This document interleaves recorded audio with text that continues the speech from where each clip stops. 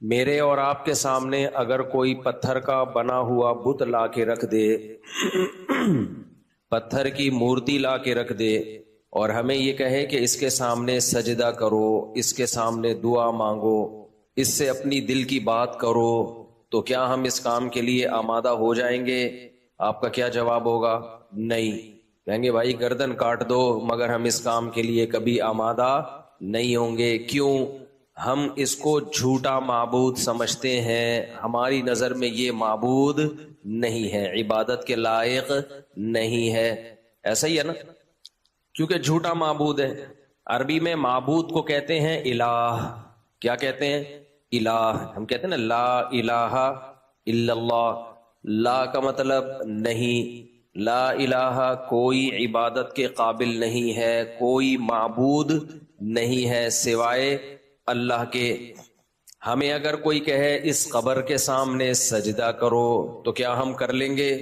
کیوں؟ اس لیے بھائی قبر معبود نہیں ہو سکتی، قبر جو ہے وہ عبادت کے قابل نہیں ہے، تو یہ وہ معبود ہے۔ اگر آپ ہندو سے کہیں بھائی یہ مورتی ہے، آپ اس کے سامنے جھک جاؤ، آپ اس کی عبادت کرو، تو وہ کرے گا نا؟ وہ منع نہیں کرے گا۔ منع اس لیے نہیں کرے گا بھائی وہ کہتا ہے کہ یہ بھی کیا ہے؟ معبود ہے، اور معبود اسے کہتے ہیں جس کی عبادت کی جائے۔ ہم کہتے ہیں عبادت تو اس کی جا رہی ہے، معبود تو یہ ہے مگر جھوٹا معبود ہے، سچا معبود نہیں ہے، حقیقی معبود نہیں ہے، تمہارا بنایا ہوا معبود ہے۔ تو کچھ معبود وہ ہوتے ہیں جن کو ہم مانتے ہیں کہ یہ جھوٹے ہیں، لہذا ہم ان کی عبادت نہیں کرتے۔ عیسائی جو ہیں وہ حضرت عیسیٰ علیہ السلام کو معبود کہتے ہیں، کہتے تو نہیں ہیں، مانتے ہیں۔ ہم جب عیسائیوں سے کہتے ہیں بھائی معبود تو صرف ایک ہے، تمہاری کتابوں میں بھی لکھا ہوا ہے کہ معبود ایک ہے، تورات میں انجیل میں ہے کہ معبود جو عبادت کے لائق ہے وہ کتنے ہیں بھائی؟ صرف ایک۔ تو وہ کہتے ہیں ہم کب کہتے ہیں کہ دو ہیں؟ ہم بھی کہتے ہیں معبود ایک ہے۔ ہم کہتے ہیں پھر عیسیٰ سے مدد کیوں طلب کرتے ہو؟ وہ کہتے ہیں ہم تو مدد طلب کر رہے ہیں، عبادت نہیں کر رہے۔ تو قرآن کہتا ہے کسی سے مدد طلب کرنا، اسباب سے ہٹ کے مدد طلب کرنا، یہ عبادت ہی ہے۔ سمجھتے ہو کہ نہیں سمجھتے؟ دیکھو ایک ہندو بھگوان کے سامنے جھکا ہوا ہے اور مٹھائی رکھ رہا ہے، منتیں مان رہا ہے، طواف کر رہا ہے، سجدے کر رہا ہے۔ ہم اس سے کہتے ہیں بھائی اس کی عبادت کیوں کر رہا ہے؟ وہ کہہ رہے ہیں میں عبادت تھوڑی کر رہا ہوں، میں تو چکر لگا رہا ہوں، میں عبادت تھوڑی کر رہا ہوں، میں تو مدد طلب کر رہا ہوں بھگوان سے۔ تو ہم کیا کہیں گے؟ اور عبادت کے کیا بھائی کوئی سینگ ہوتے ہیں جس سے پتا چلتا ہے کہ عبادت کر رہا ہے؟ ورشپ کسے کہتے ہیں؟ اسی کو تو کہتے ہیں۔ میں سمجھا پا رہا ہوں اپنی بات کہ نہیں سمجھا پا رہا؟ بعض دفعہ آپ کام وہ کر رہے ہوتے ہو، اس کام کو نام دینے کے لیے تیار نہیں ہوتے۔ آپ کو کسی کمزور پہ غصہ آیا، کسی نے کہا جب کسی کمزور پہ غصہ آیا کرے تیری عادت ہے اس کو تھپڑ مارنے کی، آئندہ تو نے تھپڑ مارا تو میں تجھے مکہ ماروں گا۔ کسی بڑے دہشت گرد نے آپ کو دھمکی دے دی کہ تو بڑے تھپڑ مارتا پھر رہے، آئندہ کسی کمزور پہ کمزور کو تو نے تھپڑ مارا تو میں تجھے کیا ماروں گا؟ بولو نا یار، میں مار تھوڑی رہا ہوں، مکہ ماروں گا۔ آپ عادت سے مجبور تھے، کمزور پہ غصہ آیا، آپ نے تھپڑ مار دیا اس کو کھینچ کے۔ اب وہ محلے کا دادا دیکھ رہا تھا، اس نے بولا میں نے تجھے کہا تھا نا تھپڑ نہیں مارنا۔ آپ نے کہا میں نے تھپڑ تھوڑی مارا ہے، میں نے تو چانٹا مارا ہے، یہ تھپڑ نہیں ہے، یہ کیا ہے؟ چانٹا ہے۔ تو وہ اس کا جواب یہ ہے کہ وہ بھی ایک مکہ لگائے اور کہ یہ مکہ نہیں ہے، یہ دھکا ہے، کچھ بھی کہہ لو اس کو۔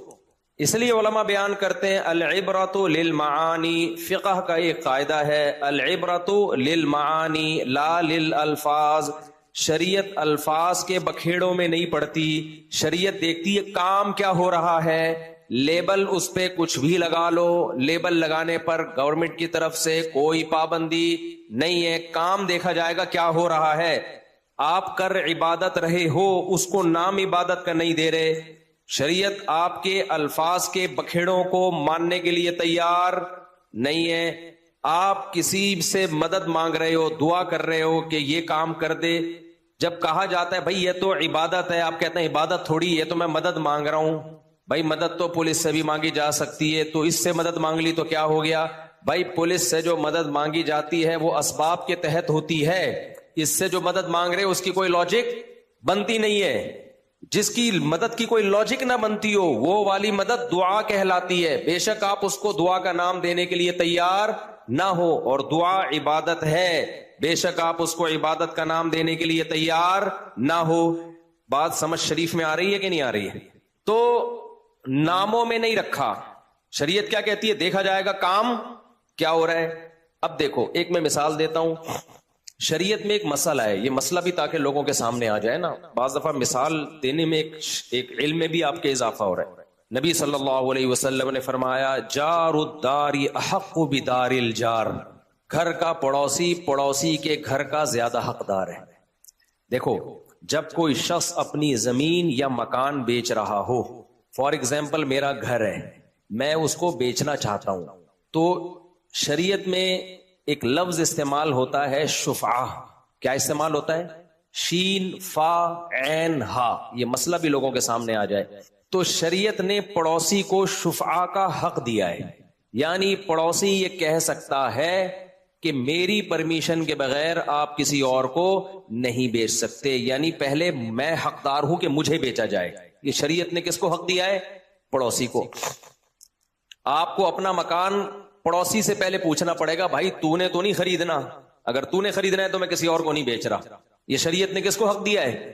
پڑوسی کو۔ آپ کی زمین ہے، کھیت ہے، یا کوئی بھی پلاٹ ہے آپ کا، کوئی کھیت ہے، اس کی زمین آپ کی زمین سے جو متصل چاروں طرف جس کی زمین ٹچ ہو رہی ہے، آپ جب زمین بیچیں گے تو شریعت کہتی ہے کہ پہلے کس کا حق ہے؟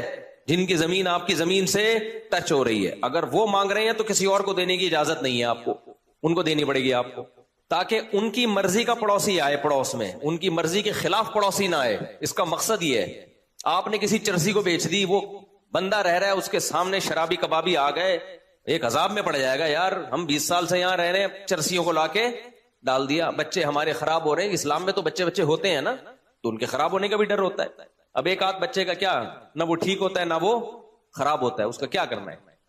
بچوں پہ ابھی میں آؤں گا دوبارہ، میرے پہ بہت لوگ کمنٹس کر رہے ہیں، جب میں 16-17 بچوں کی بات کرتا ہوں نا، او ہو ان مولویوں نے یہ دیکھو کیا کر لیا، پھر پیسہ آ رہا ہے نا، اصل میں کیا آ رہا ہے؟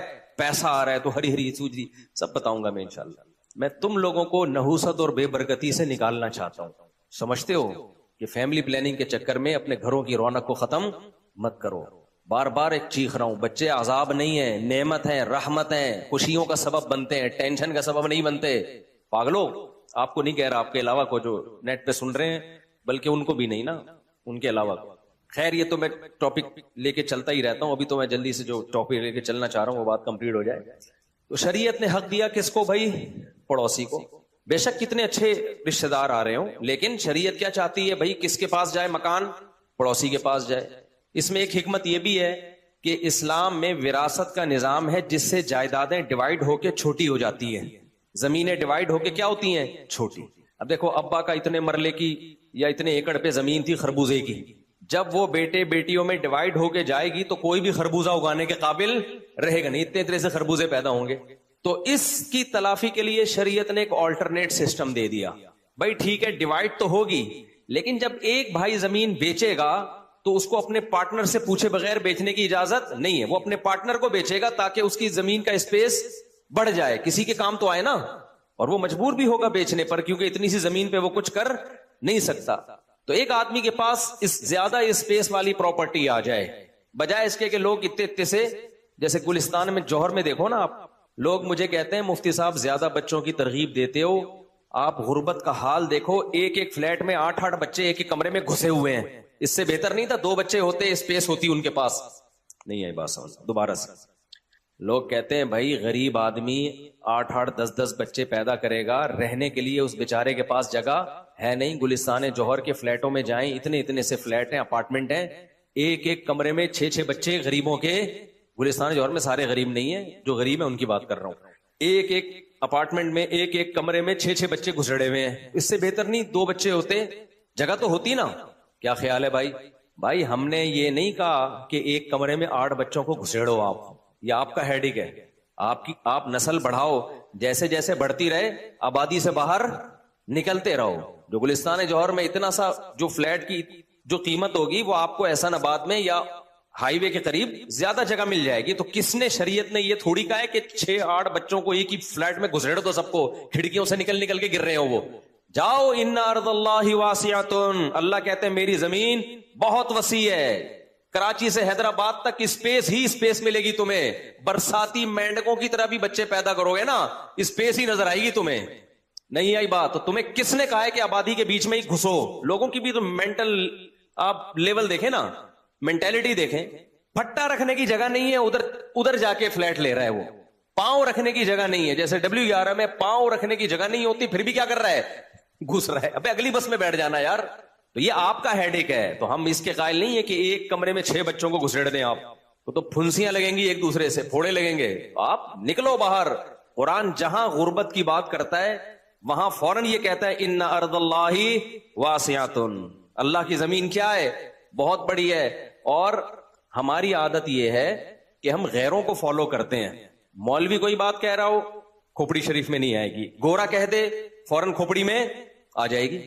ہم تو باہر ملکوں میں گئے ہیں، گورے ہم نے بہت سے لوگ دیکھے ہیں آبادی سے دور جا کے رہتے ہیں. وہ نہیں گھستے کہ جہاں کھچ کھچ کھچ لوگ بڑے ہوئے ادھر ہی.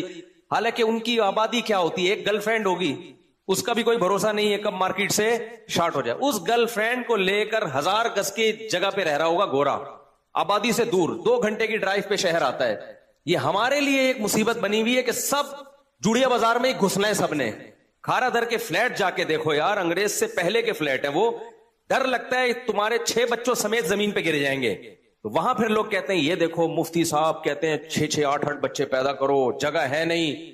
ابے مفتی صاحب کی آدھی بات لے رہے ہو، آدھی نہیں لے رہے. ہم کہہ رہے ہیں بچے پیدا کرو، پھر ان کو ان کے معیار کی رہائش بھی دو. اور رہائش کے لیے اگر پیسے نہیں ہیں تو آبادی سے باہر نکل جاؤ. بہت بڑی زمین ہے اللہ کی، نکل جاؤ باہر جا کے، بڑی جگہ ملے گی تمہیں. یہ تمہارا ہیڈیک ہے کہ سب جوڑیا بازار میں گھسنے کی کوشش کر رہے ہیں. تو ایک پھٹا جوڑیا بازار میں کروڑوں روپے کا ملتا ہے اتنی سے پھٹے کی جگہ. ایک آدمی سے میں نے پوچھا اتنا سا پھٹا لے کے بیٹھا ہوا ہے نا جوڑیا بازار میں نے کہا یہ پھٹے کی اسپیس کتنے کی؟ تو 1.5-2 کروڑ روپے بتا رہا تھا، یہ اتنی سی ہے. تو خیر بزنس کے پوائنٹ آف ویو سے تو ٹھیک ہے. گورے کیا کرتے ہیں؟ ریزیڈینشل ایریا ان کے الگ ہوتے ہیں اور کاروباری علاقے الگ ہوتے ہیں. ہمارے ہاں جہاں کمبخت بزنس ہے وہیں گھسا ہوا بھی ہوگا. ایک پھٹا ہے اس کا، اوپر ایک پھٹے پہ بیوی رہ رہی ہوگی، اوپر والے پھٹے پہ میاں رہ رہا ہوگا، اور اس سے اوپر والے پھٹے پہ 8 بچے رہ رہے ہوں گے اس کے. تو پھر لوگ کہتے ہیں یہ دیکھو اس ملک میں پاؤں رکھنے کی جگہ نہیں ہے اور بچے اسپیڈ سے پیدا ہو رہے ہیں. تو ہمارے جو 18 ماشاءاللہ بچے ہیں تو وہ ایک ہی کمرے میں نہیں ہیں، وہ 4 الگ الگ گھروں میں ہیں. سمجھتے ہو کہ نہیں سمجھتے؟ یہاں پر پھر وہ سوال ہوگا ہر آدمی کے پاس 4 گھر کے پیسے نہیں ہوتے، تو ہمارے پاس بھی نہیں تھے، لیکن گھر ہمارے شروع سے ہی ہیں. یہاں پھر اللہ پہ توکل کے بغیر یہ چیزیں سمجھ میں نہیں آتی ہیں. اللہ کہتا ہے بچہ پہلے آئے گا، ماں کی چھاتیوں میں دودھ بعد میں آئے گا، رزق بعد میں آئے گا. آپ کہتے ہو پہلے پیسے آئیں گے پھر بچے آئیں گے. اللہ کہتا ہے نہ پیسہ آئے گا نہ بچہ آئے گا. ویسے کا ویسے ہی مرے گا تو. کندھا دینے والے بھی محلے پڑوس سے بلوانے پڑیں گے عیدی سینٹر سے. ابھی دیکھو نا جنازے جتنے فوراً عیدی سینٹر جا رہے ہوتے ہیں، کوئی غسل دینے والے لوگ نہیں ہوتے. تو اپنی زندگیوں کو برباد مت کرو. ہم کوئی پاگل نہیں ہے جو چیخ چیخ کے تمہیں سمجھا رہے ہیں. ہمارا کیا فائدہ تمہاری نسل بڑھے نہ بڑھے، ہمیں تھوڑی کوئی پیسے ملیں گے اس کے. تو خیر ہم یہ عرض کر رہے تھے میرے بھائی، العبرۃ للمعانی لا للالفاظ. فقہا یہ مسئلہ بیان کرتے ہیں کہ شریعت الفاظ کو نہیں دیکھتی، شریعت کام کو دیکھتی ہے کہ کام کیا ہو رہا ہے. سمجھتے ہو کہ نہیں سمجھتے؟ کام دیکھتی ہے کہ کیا ہو رہا ہے. تو میں اس کی مثالیں دے رہا تھا کہ ایک نے چماٹ مارا، تھپڑ مارا. اس سے پوچھا جائے کہ تجھے تھپڑ مارنے سے منع کیا تھا، وہ کہ میں نے تھپڑ نہیں مارا، میں نے کیا مارا ہے؟ چماٹ. تو بھائی تھپڑ کی ایک ڈیفینیشن ہے ہاتھ بہت زور سے کسی کے رکھ دینا. ٹھیک ہے، لے جا کے آپ اس کو چماٹ کہو، آپ اس کو بولو تھپڑ کہو، کوئی بھی نام دو، ہے یہ کیا؟ تھپڑ ہی. تو جو مشرک ہے نا، مشرک وہ کیا کرتا ہے؟ یا رسول اللہ مدد، اے اللہ کے نبی ہماری مدد کریں. یا رسول اللہ انظر حالنا، آپ ہماری حالت کو دیکھیے. واسمع قالنا، آپ ہماری باتوں کو سنیے. یہ آج کل مسجدوں میں دعائیں چل رہی ہیں، عربی میں پبلک کی سمجھ بھی نہیں آ رہی ہوتی. مقصد اس کا یہی ہوتا ہے یا رسول اللہ آپ ہماری حالت کو دیکھیے. دیکھنے کا کیا مطلب ہے؟ پھر رحم کھائیے ہمارے اوپر. ہمارے حالات صحیح کر دیں. واسمع قالنا، ہماری باتوں کو سنیے. بھائی نبی صلی اللہ علیہ وسلم قبر میں ہیں، بشر میں یہ طاقت نہیں ہے کہ اتنی دور سے کسی کے کلام کو سن لے. معجزہ کے طور پر ہو سکتا ہے، لیکن معجزے کبھی کبھار ہوتے ہیں جب اللہ اپنی مرضی سے سنانا چاہے سنا دیتا ہے. ایسا نہیں ہوتا کہ اللہ نے مستقل اختیارات کسی کو دے دیے ہوں. مستقل اختیارات اگر اللہ کسی پیغمبر کو یا کسی بشر کو دے دیتا تو پھر اللہ سے مانگنا اور اس بشر سے مانگنے میں کوئی فرق نہیں رہتا. تو اللہ کہتا ہے تم غلاموں کو ایسے اختیارات نہیں دیتے، میں مخلوق کو ایسے اختیارات کیوں دے دوں؟ میں مخلوق کو ایسے اختیارات کیوں دے دوں؟ تبھی ہم مشرکوں سے کہتے ہیں کہ اگر نبی صلی اللہ علیہ وسلم ہماری مدد ہر جگہ سے کر سکتے ہیں، اللہ نے اختیارات دیے، تو پھر اللہ کو کب پکارے اور نبی کو کب پکارے؟ جب سارے کام نبی بھی کر سکتے ہیں، تو اگر کوئی ساری زندگی اللہ کو پکارے ہی نہیں، نبی ہی کو. دیکھو یہاں کوئی وزیر ہو جو پانی پہنچانے کا ذمہ دار ہو، گورنمنٹ نے اس کو یا کہ الیکٹرک والوں کو اختیار دے دیا ہے کہ جب مناسب سمجھو تو بجلی وہ لوڈ شیڈنگ کر لینا اور جب سمجھو تو بجلی دے دینا. تو ہم کس کے پاس جاتے ہیں؟ کہ الیکٹرک والوں کے پاس. ہمیں پتا ہے بھائی ادھر جائیں، انہوں نے ان کو اختیارات دیے، ادھر ہی جاتے ہیں نا. یہاں سے کام نہیں ہوگا پھر کہاں جائیں گے؟ پھر اوپر کی جانب جائیں گے ہم. تو مشرک کا یہ عقیدہ ہے کہ ہم نبی سے پہلے مطالبہ کرتے ہیں، اگر یہاں سے کام نہیں ہوا تو پھر کس کے پاس جائیں گے؟ اللہ کے پاس. تو یہ کوئی لاجک کی بات ہے؟ یعنی نبی نہیں کریں گے بھائی، نبی نہیں کریں گے پھر اللہ کر دے گا؟ تو یہ دنیا کی وزارتوں میں تو یہ بات سمجھ میں آتی ہے کہ الیکٹرک والے آپ کی بات سن نہیں رہے، وہ سو رہے ہیں، یا ان کو آج کام ہے، یا ان کو پتا ہے ہمیں گورنمنٹ نے جتنی بجلی دی ہے اس میں اتنی ہی ہم پبلک کو دے سکتے ہیں، اس سے زیادہ دے نہیں سکتے، تو پھر ہم اوپر کی جانب جاتے ہیں. لیکن پیغمبر کو میرے بھائی اگر اللہ نے اختیارات دے رکھے ہیں تو پھر اس لیے دیے نا کہ پیغمبر کام کریں، پھر ہمیں اللہ کے پاس جانے کی ضرورت کیا ہے؟ یہ وہ سوالات ہیں جن کا مشرک کے پاس کوئی جواب بولو نہیں. توحید کا عقیدہ آسان ہے بھائی، کوئی اختیار دیا ہی نہیں. اللہ نے کسی بشر کو، کسی پیغمبر کو، کسی فرشتے کو، کسی نبی کو، کسی ولی کو، کسی قبر والے کو، کسی بزرگ کو، کسی بابا کو، اور عامل تو ہوتے ہی ایک نمبر کے الو کے آگے آپ مسجد سے باہر نکل کے لگا دیے گا جو گالی مکمل کر لیے گا. کسی کے پاس کسی قسم کے اختیارات بولو نہیں ہے. ہاں اسباب کے تحت تو ہے. میں کہتا ہوں بھائی پانی لاؤ، یہ جائیں گے اٹھ کے پانی لے کر آئیں گے، یہ تو لاجک ہے نا، یہ تو اللہ نے اسباب دنیا میں پیدا کیے ہیں. اسباب سے ہٹ کے بات ہو رہی ہے. عیسیٰ کو بغیر باپ کے پیدا کرنا، اس کی کوئی سائنٹیفکلی لاجک نہیں بنتی. یہ کون کر سکتا ہے؟ اللہ، جس نے کلمہ کن کی طاقت سے اس کائنات کو عدم سے وجود بخشا. ورنہ کائنات جب نہیں تھی تو اس کا ہو جانا، اس کی کوئی سائنٹیفک لاجک نہیں بنتی. 100 دفعہ ڈاروین پیدا ہو کے مر جائے، تھیوریاں پیش کر کر کے پاگل ہو جائے گا، لیکن یہ وہ ایکسپلین کر ہی نہیں سکتا کہ پہلی دفعہ انرجی یا مادہ کیسے پیدا ہوا. سمجھ میں آ رہی ہے بات کہ نہیں آ رہی ہے؟ بھائی فرسٹ ٹائم تو بغیر سبب کے اللہ نے کہا کن، تو انرجی پیدا ہو گئی یا مادہ پیدا ہو گیا. ابھی ایسا ہی ہے جیسے انڈا پہلے پیدا ہوا یا مرغی، ہمیں نہیں پتا، لیکن کچھ نہ کچھ پیدا ہوا. پھر وہ energy E is equal to MC square کا قانون لگا یا یہ الٹا قانون لگا، MC اسکوائر سے E بنا یا E سے MC اسکوائر بنا، یہ ہمیں نہیں پتا. لیکن پہلی دفعہ تو میرے بھائی کچھ پیدا ہوا ہے، اور اس کے پیدا ہونے کا کوئی ذریعہ موجود نہیں تھا. کیونکہ اگر ذریعہ ہوتا تو سوال ہے کہ وہ ذریعہ کہاں سے آیا؟ تو گھوم پھر کے بعد کہاں جا کے پہنچتی ہے؟ اللہ تک. آپ کہہ سکتے ہو اللہ کیسے پیدا ہوا؟ بھائی بات آئنسٹائن نے جو E is equal to MC square ہے نا، وہ اس مادے کے بارے میں فارمولا پیش کیا ہے. اور جو نیوٹن نے جو جتنی بھی فزکس کے لاز پیش کی ہے نا کہ یہاں حرکت نہیں ہو سکتی جب تک کوئی حرکت دینے والا نہ ہو، چینجنگ نہیں ہو سکتی چینجر نہ ہو، وہ اس مادے کے بارے میں کہا ہے. اللہ کے بارے میں سائنس نے اب تک فزکس کا کوئی قانون پیش کیا ہی نہیں ہے، کر بھی نہیں سکتے. تو اس پہ یہ کہنا کہ وہ ہمیشہ سے کیسے ہے، یہ کہنا آسان ہے کیونکہ وہ مادہ تھوڑی ہے. خیر یہ ہم دوسرے ٹاپک کی طرف نکل گئے. تو میں آپ سے یہ عرض کر رہا تھا کہ العبرۃ للمعانی، وہ شفا کی بات میں پہلے مکمل کر لوں. تو شریعت کہتی ہے بھائی آپ جب اپنا گھر بیچ رہے ہو یا آپ اپنا پلاٹ بیچ رہے ہو تو پڑوسی کا حق پہلے. ہاں پڑوسی آپ کو 1 کروڑ دے رہا ہے، وسیم بھائی 1.5 کروڑ دے رہے ہیں، تو پھر پڑوسی کا حق کیا ہو جائے گا؟ ساقط. پھر پڑوسی اس وقت لے گا جب وہ اتنے دے جتنے وسیم بھائی دے رہے ہیں. سمجھ میں آ رہی ہے بات کہ نہیں آ رہی ہے؟ اگر وہ کہتا ہے ٹھیک ہے میں 1 کروڑ 20 لاکھ میں لیتا ہوں، پھر آپ کو کس کو دینا پڑے گا؟ پڑوسی کو. تو اس میں مسئلہ خوب سمجھ لیں.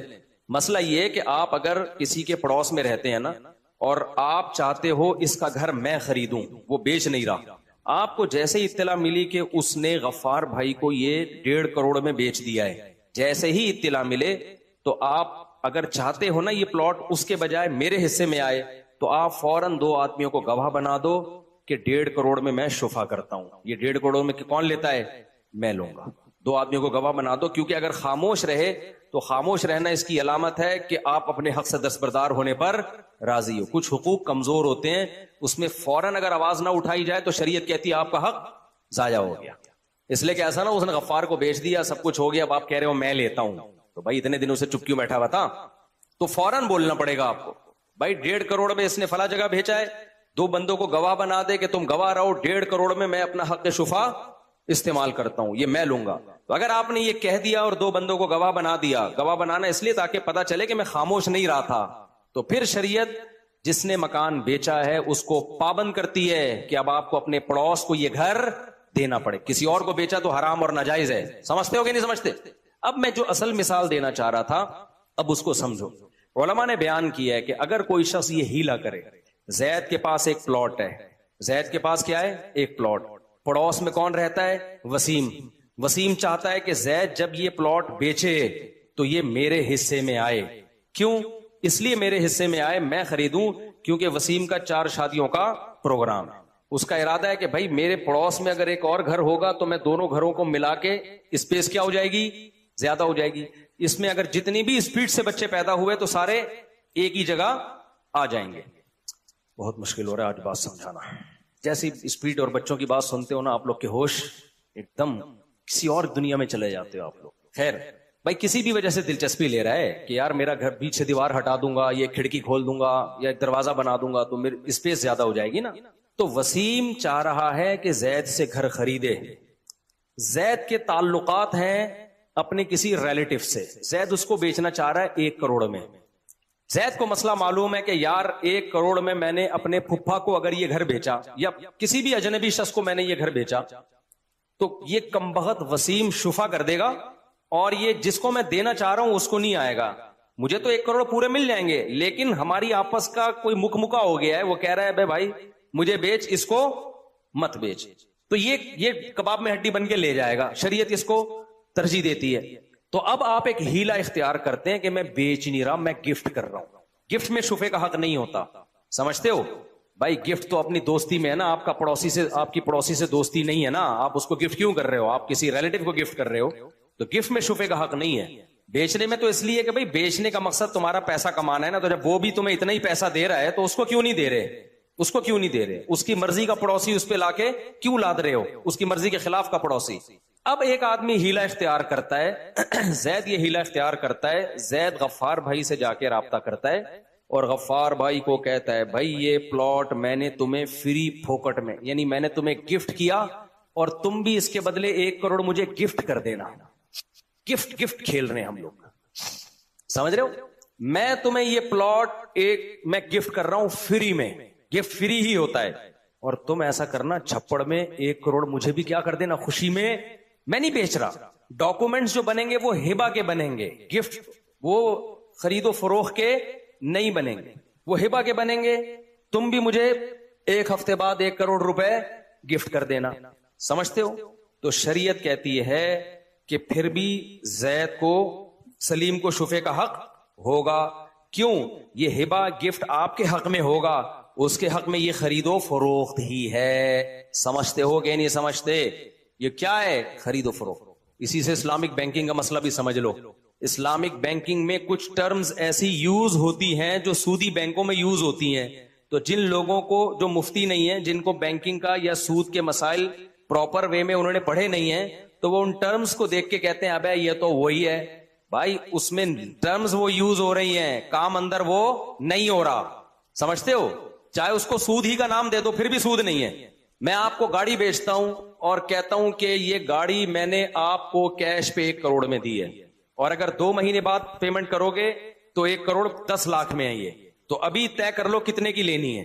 تو وہ کہتا ہے ٹھیک ہے 1 کروڑ 10 لاکھ کی یہ میری ہوئی. میں کہتا ہوں ٹھیک ہے 10 لاکھ سود ہے جو 1-2 مہینے بعد مجھے دے دینا. شریعت کہتی ہے منہ سے بول تو سود رہا ہے, حقیقت میں یہ سود نہیں ہے, کیونکہ اسی وقت 1,10,00,000 اس کی قیمت طے ہو گئی ہے. اب اگر یہ پہلے پیمنٹ لا کے دے تو بھی 1,10,00,000, 2 مہینے کے بعد دے گا تو بھی 1,10,00,000. اس گاڑی کی قیمت ہی 1,10,00,000 طے ہوئی ہے. یہ آپس میں اس کو سود کا نام دے رہے ہیں, شریعت اس کو سود نہیں مانتا.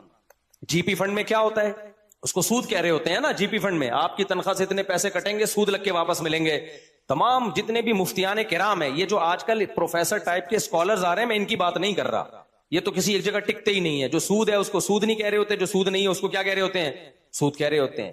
ان کو تو بیچاروں کو پتہ ہی نہیں ہے. اچھے جذبے بھی ہیں ان کے, لیکن ان مسائل میں نہیں ان کو فارغ ہوتے ہیں. لوگ بہت فالو کر رہے ہوتے ہیں ان کو, لیکن ویسے یہ کیا ہوتے ہیں بھائی, فتویٰ ایک باقاعدہ محنت کا کام ہے. ایسے بیٹھے بیٹھے نہیں آ جاتا. یہ مفتی جو بن جاتا ہے نا, مسائل اتنا آسان ہوتا کہ زندگی بھر آپ میڈیکل سائنس پڑھتے رہے ہو, اب آپ فتویٰ دے رہے ہو. پڑھا آپ نے کچھ اور ہے, کام آپ کا کچھ اور ہے. تو عامی آدمی واض و نصیحت کر سکتا ہے, درس قرآن بھی علماء کی تفاسیر دیکھ کے کر سکتا ہے, لیکن آگے جو مسائل کا باب ہے, ریسرچ ہے, یہ اس کی فیلڈ نہیں ہے. اور اس کو مان لینے میں کوئی حرج نہیں ہے. لوگ مانتے نہیں ہیں, کہتے نہیں ہمیں سب پتا ہے. تو آپ سمجھیں اس بات کو کہ وہ کیا بات آئی تھی دماغ میں یار, کہ آپ نے 1,10,00,000 روپے لے لیے نا. ہاں, جی پی فنڈ. جی پی فنڈ میں کیا ہوتا ہے, آپ کی تنخواہ کٹتی ہے اور جتنی جمع ہو جاتی ہے اس میں ڈبل کر کے دے دیتے ہیں. کسی بھی مفتی سے پوچھیں, وہ کہتا ہے یہ سود نہیں ہے. سمجھ رہے ہو, یہ سود نہیں ہے, یہ اجرت ہے جو مؤجل دی جائے گی. آپ کا کسی سے ایگریمنٹ ہوتا ہے نا, جیسے قسطوں کی کاروبار حلال ہے. کیوں حلال ہے؟ اسی مجلس میں طے ہو جاتا ہے کہ میں اس چیز کی اتنی قیمت لوں گا. اب اس قیمت میں ٹائم کی وجہ سے نہ کمی ہو سکتی ہے اور نہ اضافہ.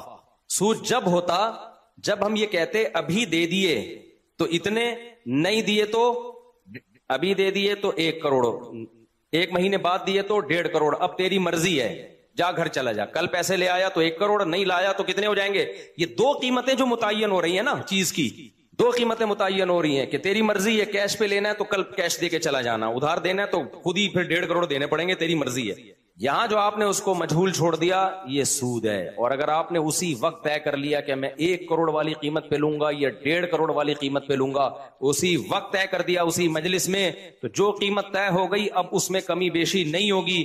تو شریعت کہتی ہے یہ سود اس لیے نہیں ہے کہ یہ پوری قیمت اس چیز کے مقابلے میں طے ہوئی ہے. اور بیع معجل ہے, معجل کا مطلب پیمنٹ بعد میں ہوگی, تو یہ جائز ہے کہ آپ بعد کی پیمنٹ بھی طے کر سکتے ہیں. یہی تو اعتراض تھا مشرکین مکہ کو. مشرکین مکہ کہتے تھے قسطوں پہ خرید و فروخت میں بھی تو بعد میں جب ہم پیمنٹ لیتے ہیں تو مہنگی ہوتی ہے, تو سود میں بھی یہی ہے. تو اس قسطوں کی خرید و فروخت میں اور سود میں فرق کیا ہے؟ اسی پر قرآن کی آیت نازل ہوئی, احل اللہ البیع, البیع سے خاص بیع مراد ہے, قسطوں کی خرید و فروخت. قرآن نے کہا کہ وہ جو خرید و فروخت ہے نا اور سود, اس میں فرق یہ ہے کہ وہ حلال ہے اور وہ اللہ نے حرام کی, یہ فرق. تو آج بھی بہت سے اسکالر کہہ رہے ہوتے ہیں قسطوں پہ خرید و فروخت حرام ہے. بھائی یہ تو آیت شان نزول ہی یہی ہے کہ اللہ کہتے ہیں یہ جو مشرکین اعتراض کرتے تھے, مشرکین یہ اعتراض کرتے تھے بھائی قسطوں کی خرید و فروخت میں بھی تو وہی پروفٹ ہوتا ہے, تو وہ سود کے ذریعے لے لیا تو کیا جا رہا ہے. اللہ نے کیا کہا بھائی یہ فرق ہے, وہ اللہ نے حلال کیا ہے اور اس کو اللہ نے حرام کیا, بس اتنا کافی ہے مسلمان کے لیے فرق. تو اب سمجھیں بات کو. جی پی فنڈ میں کیا ہوتا ہے, جیسے میں کوئی چیز آپ کو فروخت کرتا ہوں اور کہتا ہوں 1.5 مہینے بعد آپ نے اس کی پیمنٹ کرنی ہے اور مارکیٹ ویلیو سے زیادہ اس کی قیمت میں آپ سے لوں گا, اور قیمت ابھی متعین کر دی. تو اسی طرح میرے بھائی جب کسی اجیر کو اجرت دی جاتی ہے نا, تنخواہ دی جاتی ہے, تو اس میں بھی یہ پہلے سے طے ہو سکتا ہے. بھائی دیکھ تیری تنخواہ 1 لاکھ روپے ہے, لیکن اگر تو یہ طے کر لیتا ہے کہ ہر مہینے میں تجھے تنخواہ نہیں دوں گا, تو مجھے یہ سہولت دیتا ہے کہ تنخواہ میں تیری 1 سال کے بعد دوں گا, پھر 1 لاکھ نہیں ہے, تو 1 سال کے بعد بنتی 12 لاکھ ہے, لیکن پھر وہ تنخواہ 13 لاکھ ہے تیری, اور اس وقت وہ طے ہو جائے تو وہ تنخواہ ہی ٹوٹل 13 لاکھ ہے. سمجھتے ہو, وہ 1 لاکھ پروفٹ کو عرف میں پروفٹ کہا جائے گا, حقیقت میں پروفٹ نہیں کہا جائے گا, بلکہ تنخواہ کا حصہ کہا جائے گا. نہیں آئی بات, میرا خیال ہے اگر پھر بھی نہیں آ رہی نا تو مدرسے میں داخلہ لے لو. کیا کر لو؟ لوگ کہتے ہیں یہ مفتیوں کی دین پہ اجارہ داری ہے, تبھی دوسروں کو مسائل نہیں بتانے دیتے, دین پہ اجارہ داری ہے. بھائی اجارہ داری اس لیے نہیں ہے کہ اجارہ داری جب ہوتی جب مخصوص طبقے کو مدرسے میں داخلے کی اجازت ہوتی, ہر آدمی کو اجازت نہ ہوتی. ہم کہتے ہیں پراپر وے میں علم حاصل کیے بغیر تم فتوے دینا شروع کر دو، اس کی ہم آپ کو پرمیشن نہیں دیں گے. اجارہ داری نہیں ہے. میں جب مدرسے میں گیا انہوں نے مجھے داخلہ دے دیا، آپ جائیں گے آپ کو بھی داخلہ دے دیا جائے گا. یہ بالکل ایسے ہے جیسے کوئی ڈاکٹر آپ کو علاج سے منع کر رہا ہے، کہہ رہا ہے بھائی اس کو ٹیکا لگانا نہیں آتا، یہ بیڑا غرق کر دے گا، اس کو نہیں پتا اس بیماری میں کون سی دوا دی جاتی ہے. اب لوگ کہنے لگے لو بھائی ڈاکٹروں کی اجارہ داری ہے علاج میں، ڈاکٹروں کے علاوہ کوئی علاج ہی نہیں کر سکتا. تو ڈاکٹر کیا کہے گا؟ نہیں بھائی ہماری اجارہ داری نہیں ہے، جو چاہے MBBS کر سکتا ہے. اجارہ داری جب ہوتی جب ایک مخصوص طبقے کو MBBS کی اجازت ہوتی، عام طبقے کو اجازت نہ ہوتی. پھر ہم کہتے ہیں چند ٹولہ جو ہے نا وہ میڈیکل سائنس پہ قبضہ کر کے بیٹھ گیا ہے. ڈاکٹر کہتے ہیں کوئی قبضہ نہیں کیا، جو اس معیار پہ اترتا ہے جائے، سندھی ہو، بلوچ ہو، پٹھان ہو، پنجابی ہو، ہندو ہو، مسلم ہو، عیسائی ہو، کچھ بھی ہو، کوئی اجارہ داری نہیں ہے. ایسے ہی مذہب پہ کسی کی اجارہ داری نہیں ہے، مفتیوں پہ کسی کی اجارہ داری نہیں ہے، لیکن پراپر پڑھنا پڑے گا، اس کے بعد آپ کو فتویٰ دینے کی اجازت ہے. پڑھے بغیر آپ فتویٰ دینا شروع کر دو تو پھر ہم اس کی پرمیشن نہیں دیں گے آپ کو. پرمیشن نہ دینے کا مطلب ہم بتائیں گے کہ یہ ناجائز ہے، یہ غلط کر رہا ہے. تو خرید و فروخت کے مسائل، نکاح طلاق کے مسائل، ٹی وی میں ہر آدمی کو لا کے مسائل پوچھے جا رہے ہیں. یار آپ بتائیں جی فلانے کی طلاق ہو گئی ہے کہ نہیں ہوگی. بھائی وہ اس کو کیا پتا یار نکاح طلاق کے مسائل کا؟ اس نے کیا کتاب الطلاق پڑھا ہوا ہے؟ اس کو کیا پتا فقہا کے اختلاف کا کہ کس اختلاف، پھر اختلاف میں کون سا اختلاف کو کتنی ویلیو دینی ہے. یہ سب چیزیں تو پراپر وے میں پڑھی جاتی ہیں. تو اسی وجہ سے جی پی فنڈ کو جب علماء کہتے ہیں نا حلال ہے تو لوگ کیا کہتے ہیں؟ لو سود کو کیا کر دیا؟ حلال کر دیا. بھائی سود وہ گورنمنٹ کہہ رہی ہے انٹرسٹ لگ کے آئے گا، گورنمنٹ کہہ رہی ہوتی ہے اس میں نا اتنا انٹرسٹ لگ کے آئے گا، تو وہ انٹرسٹ اس کو گورنمنٹ کے کہنے سے وہ انٹرسٹ بن نہیں جاتا. گورنمنٹ اگر یہ بھی کہہ دے کہ اگر آپ ہمیں پرمیشن دے ہم آپ کی تنخواہ سے اتنے پیسے کاٹیں گے، یعنی اتنی تنخواہ ملے گی اور اتنے سالوں کے بعد ملے گی اور اس پہ اتنا انٹرسٹ لگے گا، تو گورنمنٹ اس کو انٹرسٹ کا نام دے دے، اس کو سود کا نام دے دے. تو علماء کیا کہتے ہیں؟ العبرۃ للمعانی. بھائی نام کو نہیں دیکھا جائے گا، دیکھا کیا جائے گا؟ کام کیا ہو رہا ہے. کام اگر سود والا ہو رہا ہے تو اس کو زکوٰۃ کا نام بھی دے گی تو سود ہی ہوگا وہ، ٹھیک ہے نا. اس کو گفٹ کا نام بھی دے گی گورنمنٹ تو سود ہوگا. اور اگر حقیقت میں سود نہیں ہے تو گورنمنٹ سود کہتی رہے، پبلک سود کہتی رہے، گورا اس کو سود کہتا رہے، ہم اس کو سود نہیں مانیں گے. نہیں آ رہی بات میرا خیال ہے سمجھ شریف میں. آگے چلتے ہیں ہم. تو کہاں سے کہاں ہم نکل گئے صرف مثالوں سے بات سمجھانے کے لیے. تو اب سمجھو جو میں توحید آپ کے سامنے بیان کر رہا ہوں نا، آج کے مشرک یہ 2 نمبریاں کرتے ہیں، ناموں میں ہیر پھیر کر کے شرک پہ توحید کا لیبل لگا دیتے ہیں. ناموں میں ہیر پھیر کرتے ہیں اور شرک پہ کیا لیبل لگا دیتے ہیں؟ توحید کا. اب آپ دعا مانگ رہے ہیں یا رسول اللہ انظر حالنا، اے نبی ہماری حالت کو دیکھیے، ہماری باتوں کو سنیے، ہماری مدد کیجیے. آپ ان سے جا کے کہتے ہو بھائی نبی تو قبر میں ہے، تو وہ جواب میں کہتے ہیں نبی ہماری ہر جگہ سے پکار سنتے ہیں. نبی کو اللہ نے اختیارات دے رکھے ہیں، جب چاہیں جس کی چاہیں مدد کر سکتے ہیں. تو یہی تو الوہیت ہے، جس کو پکارا جائے یہ نظریہ رکھ کر، تو اسی عمل کو دعا کہا جاتا ہے. اور یہ دعا اللہ کی نظر میں عبادت ہے، بلکہ عبادت کا جزو اعظم ہے. ہر بھگوان کو پکارا جاتا ہے، ہر معبود کو. ہندو مندر میں جا کے سجدوں کو اتنا فوکس نہیں کر رہے ہوتے جتنا اس کو پکار کو کہ میرا یہ کام کر دے، میرا یہ کام کر دے، میرا یہ کام کر دے. مزاروں میں لوگ طواف اور سجدوں کو اتنا فوکس نہیں کرتے جتنا اس سے مرادیں مانگنے کو فوکس کرتے ہیں. اسی وجہ سے قرآن نے کہا کہ ادعوا ربکم وقال ربکم ادعونی استجب لکم. تمہارا رب کہتا ہے مجھ سے دعا مانگا کرو، میں تمہاری دعاؤں کو سنتا ہوں. ان الذین یستکبرون عن عبادتی، جو میری عبادت سے تکبر کرتے ہیں وہ جہنم میں جائیں گے. دیکھو اللہ نے پہلے کہا کہ مجھ سے دعا مانگا کرو، پھر اللہ نے کہا کچھ لوگ ہوں گے جو دعا مانگنے میں تکبر کریں گے. تو اللہ نے کیا فرمایا؟ جو میری عبادت سے تکبر کرتے ہیں. تو یہاں اللہ دعا کو کیا کہہ رہے ہیں؟ عبادت. بھائی صاحب سمجھ میں آ رہی ہے کہ نہیں آ رہی ہے؟ دیکھو اللہ نے اس سورہ زمر کی اس آیت میں کیا فرمایا؟ مجھ سے دعا مانگا کرو. اور جو میری عبادت نہیں کرتے یعنی مجھ سے دعا نہیں مانگتے. تو تمام مفسرین لکھتے ہیں اس آیت کے تحت کہ اس میں اللہ نے صاف بتا دیا کہ دعا ہی کیا ہے؟ اصل عبادت ہے. تو جب آپ نبی سے دعا مانگ رہو، یا رسول اللہ انظر حالنا واسمع قالنا، یا رسول اللہ مدد، یا علی مدد، یا غوث آدم مدد، تو آپ سے پوچھا جائے گا بھائی اس کا مطلب کیا ہے. اگر آپ مطلب یہ بیان کرتے ہو کہ نبی میری جب چاہے مدد کر سکتے ہیں، اس کا مطلب آپ نبی سے دعا مانگ رہے ہو، اس کا مطلب آپ نبی کی عبادت کر رہے ہو۔ پھر اس تکلف کی ضرورت نہیں ہے کہ میں نبی کی قبر پہ سجدہ نہیں کرتا، میں نبی کی قبر پہ طواف نہیں کرتا، میں عبادت تھوڑی کر رہا ہوں، میں تو نبی سے مانگ رہا ہوں۔ بھائی تو مانگنا ہی تو عبادت ہے۔ جیسے اس نے تھپڑ لگایا تھا اور کہا تھا میں نے تھپڑ نہیں مارا، میں نے تو چپیٹ مارا ہے، تو چپیٹ تھپڑ کو لالو کھیت کی زبان میں چپیٹ کہا جائے گا، کیا خیال ہے بھائی؟ بشرطے کہ اسٹائل لالو کھیت والا ہو۔ دیکھو ایک اسٹائل لکھنؤ کا ہوتا ہے تھپڑ کا، اس میں بڑی تمیز سے درود شریف پڑھ کے لگایا جائے گا۔ ایک اسٹائل ہے لالو کھیت کا، تھپڑ لگانے کے بعد سوچتا ہے آدمی کہ اس کا ری ایکشن کیا ہوگا۔ تو مشرک کیا کرتا ہے؟ الفاظ کے بکھیڑوں میں الجھاتا ہے آپ۔ یہ آج کل یہ منجن بہت بک رہا ہے، بہت زیادہ بک رہا ہے یہ منجن۔ وہی میں بار بار کہتا ہوں نا، فرقہ واریت کے خلاف۔ میں کس کے خلاف ہوں؟ فرقہ واریت کے خلاف۔ لوگ کہتے ہیں ویل ڈن، یہ بندہ ہے نہ حنفی ہے نہ شافی ہے نہ دیوبندی ہے نہ بریلوی ہے نہ شیعہ ہے نہ سنی ہے، واہ واہ۔ کام کیا ہو رہا ہے؟ نیا فرقہ لانچ۔ بجائے اتنے ساروں کو ختم کرنے کے ایک نیا مارکیٹ میں آ رہا ہے۔ لوگ کام نہیں دیکھ رہے، لوگ کیا دیکھ رہے ہیں؟ لیبل دیکھ رہے ہیں۔ تو بھائی ہم تو یہی چیخ چیخ کے تھک گئے، اللہ کے بندو لیبل مت دیکھو، کام دیکھو۔ دیکھو تبلیغ والے فرقہ واریت کے خلاف ہیں، کام سے پتہ چلتا ہے خلاف ہیں۔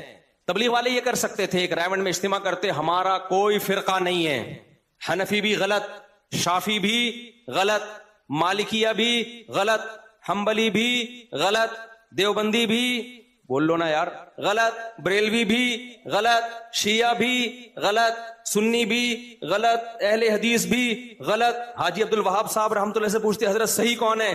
صحیح صرف ہم، کیونکہ ہمارا کوئی فرقہ نہیں ہے۔ سمجھ میں نہیں آ رہی بات؟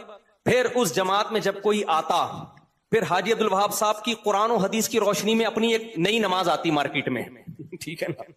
سمجھ رہے؟ جو نہ حنفیوں سے میچ کر رہی ہوتی نہ شافیوں سے میچ کر رہی ہوتی۔ کچھ نئے مسائل آتے جو پوری امت سے الگ ہوتے، کیونکہ پوری امت تو گھاس کھا رہی تھی اب تک۔ آپ پھر قواریت کے خلاف، پھر جب کہتے حضرت یہ تو ابو حنیفہ بھی اس کے قائل نہیں ہے، آپ کوئی نیا مسئلہ مارکیٹ میں لے کر آئے ہیں، یہ تو اجماع امت کے خلاف ہے۔ وہ کہتے ہیں میں کسی کو نہیں مانتا، میں صرف قرآن کو اور حدیث کو مانتا ہوں، اور سہروزے کی جو جماعتیں میں نکالوں گا ان جماعتوں میں یہی سکھایا جائے گا کہ صرف قرآن حدیث، اور قرآن حدیث کا مطلب یہ ہوگا کہ باقی سارے کیا ہیں؟ غلط۔ قرآن حدیث کو تو سب مانتے ہیں، لیکن قرآن حدیث کو اس طرح سے ماننا کہ باقی سب کو کیا کر دینا، کہ باقی سب گھاس کھا رہے تھے، وہ تورات انجیل پر عمل کر رہے تھے، ہم کیا کر رہے ہیں؟ ہم ہیں جو قرآن و حدیث کو لے کر آئے۔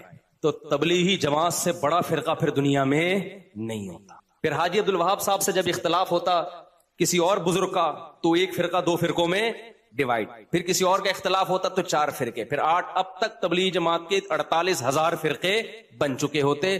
سب کا یہ دعویٰ ہوتا کہ ہمارا کوئی فرقہ نہیں ہے، کام فرقہ پرستی کا ہوتا، لیبل امت کے اتحاد کا لگتا۔ تبلیغ والوں نے کام کو فوکس کیا، لیبل کو فوکس نہیں کیا۔ نہیں آ رہی بات؟ اب میں بتاتا ہوں تبلیغ والوں نے کیسے فرقہ واریت ختم کی ہے۔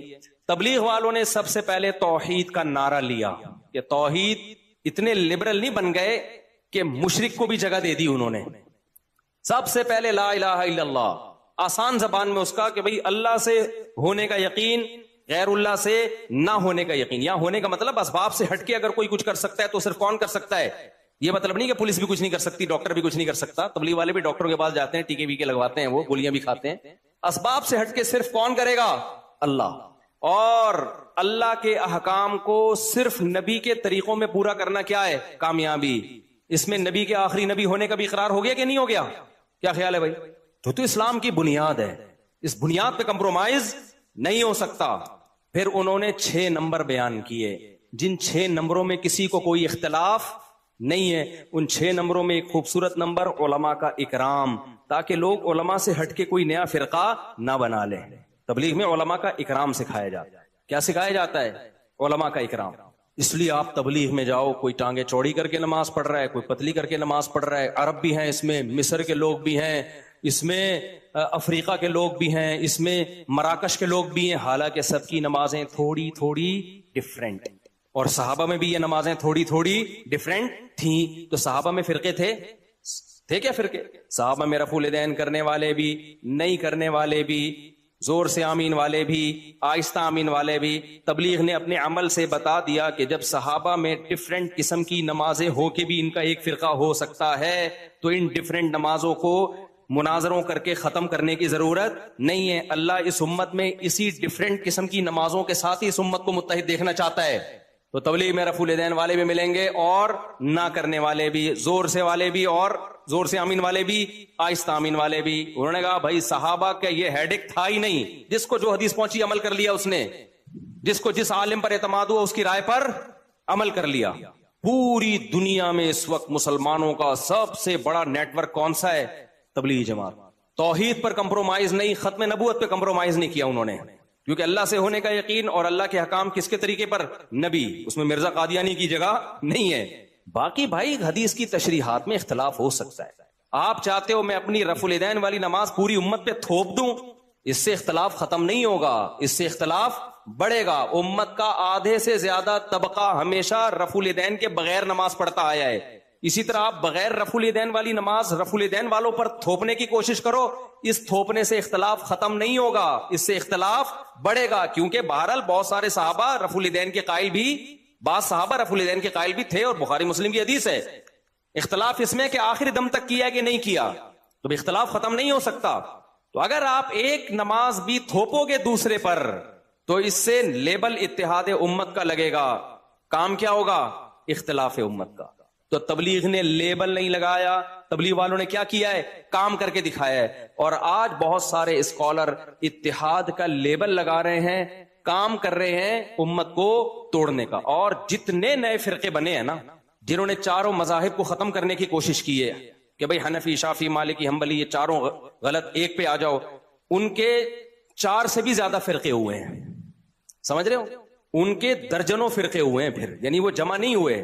ہونا تو یہ چاہیے تھا چاروں کو ایک بنا دیا جاتا نا، یا 4 تک رہنے دیا جاتا.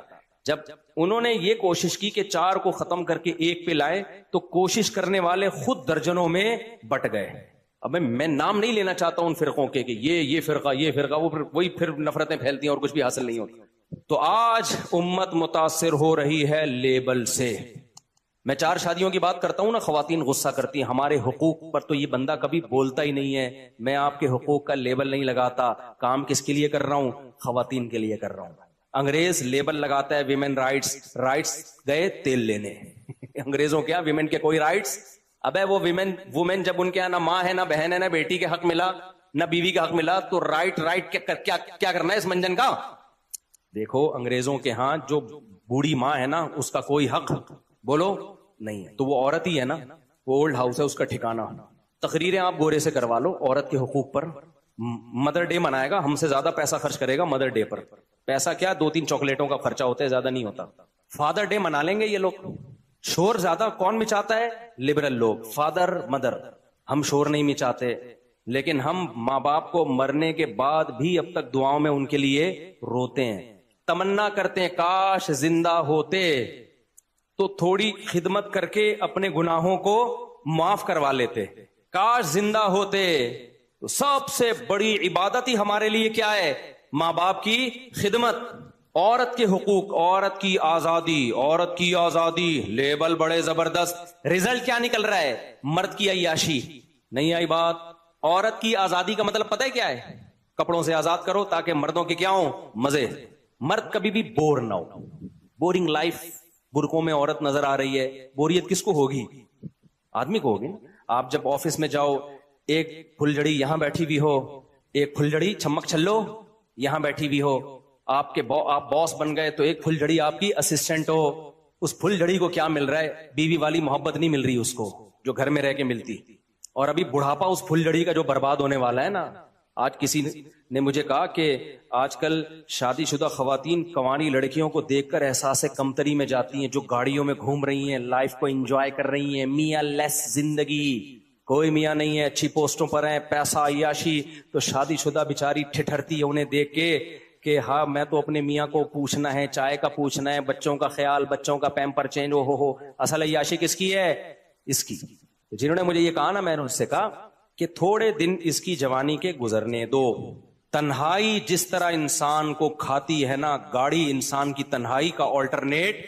دیکھو میں امریکہ جاتا ہوں نا، گاڑی مجھے وہاں بھی مل جاتی ہے ڈرائیو کے لیے. جاپان جاتا ہوں وہاں بھی مل جاتی ہے، پھر بھی گھر بھاگنے کا دل کرتا ہے، کیونکہ ہم گاڑی سے دل کی باتیں بولو نہیں کر سکتے. محبت بچوں سے، بیگم سے ملتی ہے، بہن بھائیوں سے ملتی ہے، دوستوں سے ملتی ہے. ان کے دوست بھی ہوتے ہیں. لڑکی کا دوست جو ہوگا یا تو بھائی ہوگا یا کوئی غیر محرم ہوگا. بھائی ہوتا نہیں ہے، ٹھیک ہے نا. تو جو غیر محرم ہوگا وہ کیا دوستی لگائے گا ان سے یار؟ وہ کیا کس نیت سے دیکھے گا ان کو؟ وہ تو میں نے کہا یہ رنگ رلیوں پہ زمانے کی نہ جانا اے دل، یہ خزاں ہیں جو بانداز بہار آئی ہے. ڈپریشن میں گھریلو عورتیں نہیں ہوتی، ڈپریشن میں گھر سے باہر نکلنے والی عورتیں ہوتی ہیں. چند گھروں کے ڈپریشن کے واقعات معیار نہیں ہوتے. بعض عورتوں پہ سسرال میں ظلم ہوتا ہے، وہ ڈپریشن میں ہوتی ہیں، بہت کم ہے ان کی تعداد. میجورٹی عیش کر رہی ہے گھروں کے اندر، ظلم ہو رہا ہے، اس کی نوعیت کم ہے. ابھی ہماری سوسائٹی میں خیر غالب ہے، شر کم ہے. ان خواتین کو گھروں سے نکال دیا آپ نے عیاشی کے نام پہ، آزادی کے نام پہ. عیاشی ان کی نہیں بڑھے گی، عیاشی کس کی بڑھے گی؟ آدمیوں کی عیاشی بڑھے گی. ابھی وہ دبئی کی شیخہ کا بیان آیا ہے نا، پتہ نہیں صحیح ہے غلط ہے واللہ عالم، کہ میرا میاں رنگ رلیاں منا رہا ہے باہر مردوں کے ساتھ، میں اس کو طلاق دیتی ہوں 3 طلاقیں انگلش میں لکھ کے بھیج دی اس نے. اب پتہ نہیں فیک خبر ہے صحیح خبر ہے. وہ رنگ رلیاں اگر بالفرض منا رہا ہے تو کیوں منا رہا ہے؟ کیونکہ سوسائٹی میں عورت گھر کے اندر نہیں ہے. اپنی بیوی کو دیکھ دیکھ کے تھک گیا ہوگا، اب اس کو رنگ رلیاں. لوگ کہہ رہے ہیں اتنی خوبصورت شہزادی کو چھوڑ کر ادھر منہ مار رہا ہے. اور بھائی جان اس کو وہاں نئے نئے ڈیزائن روزانہ نظر آ رہے ہیں. جتنی بھی خوبصورت بیوی ہو، جب باہر مختلف قسم کے ڈیزائن نت نئے نظر آئیں گے تو گھر کی مرغی دال برابر ہوگی. اسلام نے کہا عورت کو گھر کے اندر رکھو تاکہ مرد اپنی بیوی کو دیکھے، باہر اس کو نئے نئے ڈیزائن نظر نہ آئے. اب یا تو مردوں کو برقع پہنا کے گھر میں بٹھا دیں یا عورت کو بٹھا دیں، دونوں میں سے ایک کو بٹھانا پڑے گا. دونوں کو آزاد چھوڑ دیا تو یہ نر مادہ بنیں گے، یہ مرد اور عورت نہیں بنیں گے. آج مرد مرد نہیں ہے، نر ہے، اور عورت عورت نہیں ہے، مادہ ہے. جیسے بھیڑ بکریوں میں بکرے بکریاں ہوتی ہیں نا، بکرا کا کام ہے بکریوں کو تلاش کرنا، تو آج بھی مردوں کا کام کیا ہے؟ عورت سر پہ مسلط ہے ان کے. تو اسلام نے لیبل نہیں لگائے زیادہ عورت کے حقوق کے، دیے ہیں عورت کو رائٹس. گھر میں بیٹھو، تمہیں گھر میں سب کچھ ملے گا. باہر نکل کے ان گھروں کو خراب مت کرو جن کی عورتیں گھروں میں بیٹھی ہوئی ہیں. میرے پاس ایسے ایسے کیس آتے ہیں نا. ایک صاحب کہہ رہے ہیں کہ اب میں نہیں کہہ رہا سب ایسے ہوتے ہیں، بیگم کے موبائل میں چپ رکھی ہوئی ہے تاکہ پتہ چلے یہ آفس ہی جا رہی ہے کہیں اور جا رہی ہے. یار یہاں تک حالات ہو گئے ہیں یار، کیا میاں بیوی کی زندگی ہوگی؟ کیونکہ اعتماد نہیں رہا. بیگم بھی جاب کر رہی ہے، آپ بھی جاب کر رہے ہیں، اب پتہ نہیں یار وہ وہاں کیا کر رہی ہے. ایسا نہ ہو کہ اس کو کوئی مجھ سے زیادہ ہینڈسم نظر آ جائے، زیادہ تنخواہ والا نظر آ جائے، پتہ چلا اس نے زیادہ خرچہ شروع کر دیا اور عدالتوں نے خلا کا حق عورتوں کو ویسے ہی دے دیا ہے، اور خلا لینے کی ضرورت بھی نہیں ہے، ویسے ہی سب کچھ مارکیٹ میں لیگل ہو گیا ہے. تو خرچہ یہاں سے لیتے رہو، تعلقات وہاں رکھو. یہ سوسائٹی میں نہیں کہہ رہا ابھی ہر جگہ ایسا ہو رہا ہے، خیر غالب ہے، شر کم ہے، لیکن یہ شر کل مزید بڑھے گا. آ گیا ہے سوسائٹی میں یہ شر. پہلے مرد کو پتا ہے میری بیوی باہر گئی ہے، ماں کے گئی ہے تو ماں ہی کے گئی ہے، بہن کے گئی ہے تو بہن ہی کے گئی ہے. اب جب ڈیلی بیسس پہ وہ آفس جا رہی ہے، 20 قسم کے مرد اس کے ساتھ بیٹھے ہوئے ہیں صبح و شام، تو ادھر وسوسے کس کے دل میں آئیں گے؟ اس آدمی کے دل میں. آدمی کے دل میں آئیں گے یار پتہ نہیں جا بھی رہی ہے کہ کیا ہے. اور تھوڑی سی مرد میں کمزوری ہوئی، اسے پتا ہے کہ اب میری اس کمزوری کا یہ ناجائز فائدہ اٹھا سکتی ہے. اور اسی طرح عورت کو بھی میاں پہ اعتماد ختم. پہلے عورت کو پتا تھا میرا شوہر آفس میں ہے تو وہاں بڑی بڑی داڑھی مونچھوں والے اسی جیسے امپلائیز ہوں گے، کلیگ ہوں گے اس کے. اب اس کو پتا ہے کہ جب یہ آفس میں جا رہا ہے تو کال سینٹر میں اس کے دائیں بائیں پھلجھڑیاں بیٹھی ہوئی ہیں، تو اسے میں تھوڑے دنوں میں پرانی سی لگوں گی. تو اس کو اپنے میاں پہ اعتماد ختم، میاں کو بیوی پہ اعتماد ختم. تو اس سے گھروں کا نظام کیا ہوگا؟ تباہ. اور اس سے نقصان عورت کا ہوگا، مرد کا نہیں ہوگا. طلاق کے بعد عورت کا معاملہ خراب ہوتا ہے. آدمی کہہ رہا ہے چلو جان چھوٹی، ٹھیک ہے نا، عیاشی کا دروازہ کھل گیا. وہ تو شریف شرفا قسم کے آپ لوگ بیٹھے ہوئے ان کو تکلیف ہوتی ہے، ورنہ سیکولر لبرل آدمی کہتا ہے جان چھڑا یار، نکل پتلی گلی سے.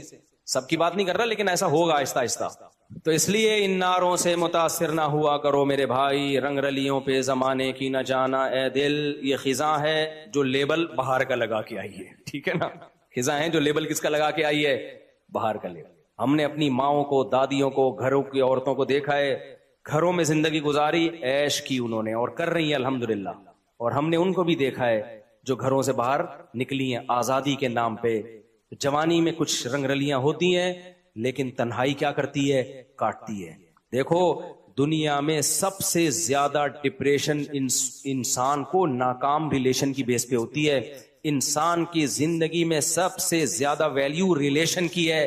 دولت بھی لوگ اس لیے کماتے ہیں تاکہ ریلیشن بنے. ایک وجہ یہ بھی ہے, ورنہ اصل چیز کیا ہے؟ انسان محبتوں کا بھوکا ہے. آدم علیہ السلام جنت میں بور ہو گئے تھے, اللہ نے محبت کے لیے اماں ہوا کو پیدا کیا, اور اماں ہوا کو ایسا نہیں کیا کہ پہلے پیدا کر دیا. اللہ کو پتا تھا اکیلی یہ بور ہو جائیں گی, پہلے میاں کا انتظام کرو ان کے لیے. سمجھ رہے ہو کہ نہیں سمجھ رہے؟ کیونکہ اماں ہوا کو بچہ ایسا نہیں پیدا کیا کہ بچہ ہو, بچے ہو کے بڑی ہو, ڈائریکٹ پورا بالغ بنا کے پیدا کیا اللہ نے. تو بلوغت میں اللہ نے یہ نہیں چاہا کہ یہ بالغ ہو اور شوہر لیس ہو, پہلے میاں کا انتظام کرو پھر لڑکی آئے گی دنیا میں. تنہائیاں, تبھی لڑکیوں کی جب شادیاں نہیں ہوتی, تنہائی تنہائی, پھر بوائے فرینڈ, پھر لڑکوں سے دوستیاں, اور اس کا نتیجہ کیا ہے؟ اتنی دوستیاں ہو چکی ہوتی ہیں کہ جب شادی ہوتی ہے تو پرانا والا یاد آ رہا ہوتا ہے, اس کی مس کالیں آ رہی ہوتی ہیں, پھر وہ کمپیئر کر رہی ہوتی ہیں, یہ والا مناسب تھا یا وہ والا. پھر آدمی کو شک, اور اس کی بھی گرل فرینڈز بہت ساری ہوتی ہیں, ان کے اپنے رابطے ہوتے ہیں. اس نے وسیم کے نام سے وسیمہ کا نمبر سیو کیا ہوتا ہے, محمود کے نام سے محمودہ کا نمبر ہوتا ہے, وحید کے نام سے وحیدہ کا نمبر ہوتا ہے. کیا بن رہا ہے یار یہ معاشرہ؟ کیا بن رہا ہے؟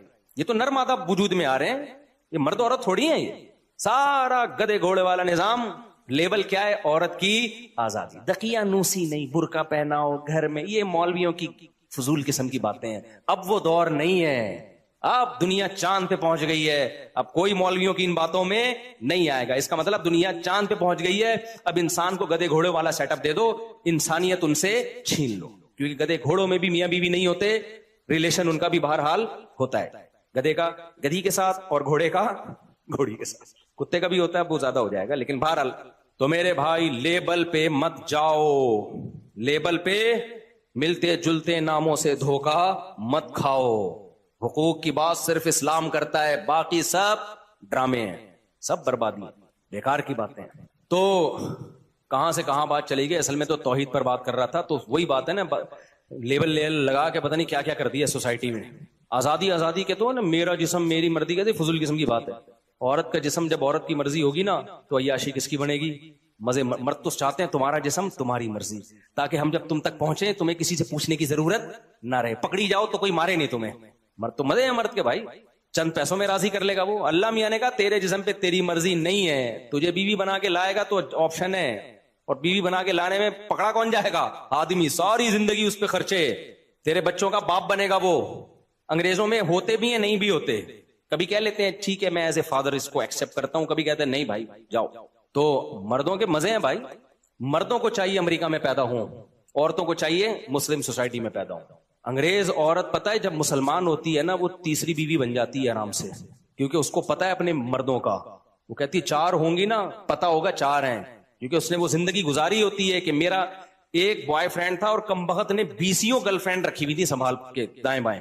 انگریز واقعی جھوٹ نہیں بولتے, لیکن ایک جھوٹ 99% گورا بولتا ہے اپنی بیوی سے کہ میرا تمہارے علاوہ کوئی ریلیشن نہیں ہے, اور اپنی گرل فرینڈ سے کہ میں تمہارے علاوہ کسی سے محبت نہیں کرتا. یہ انگریز, یہ جھوٹ جیپنیز بھی بے تحاشا بولتے ہیں, اور انگریز بھی, امریکن بھی, جرمنی والے بھی, فرانس والے بھی.